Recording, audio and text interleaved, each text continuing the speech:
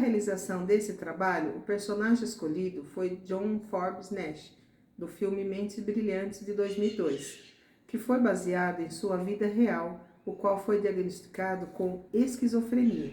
Segundo o DSM-5, Manual Diagnóstico e Estatístico de Transtornos Mentais, descreve a definição para a esquizofrenia.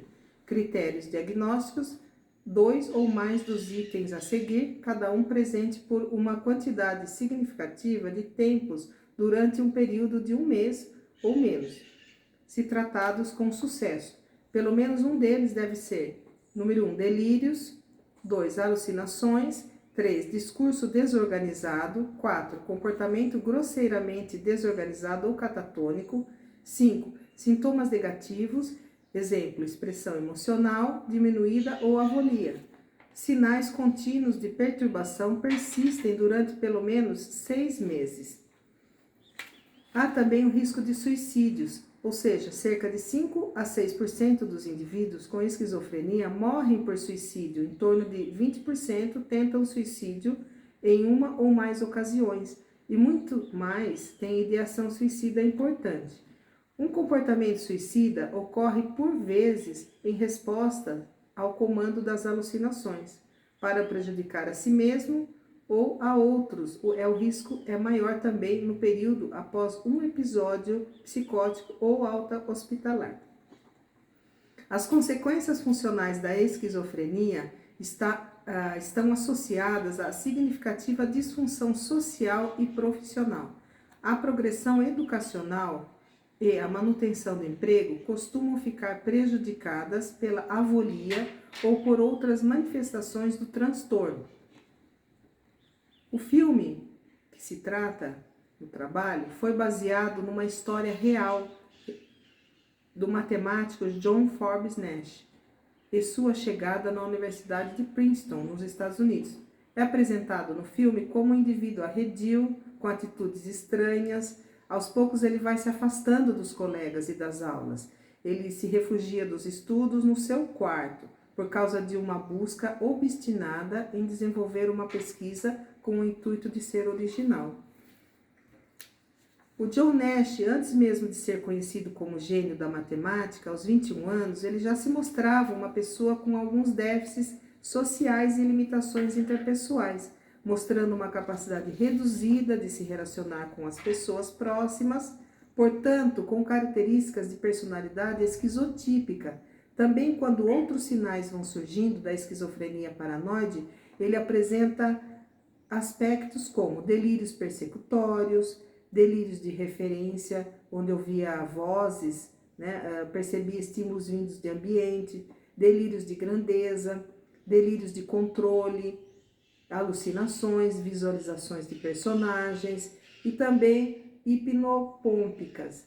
Ele passou por um longo período de sua rotina diária atrapalhando para o serviço secreto. Então, nesse aspecto, constata-se então que o protagonista do filme sofre de esquizofrenia em diversas modalidades.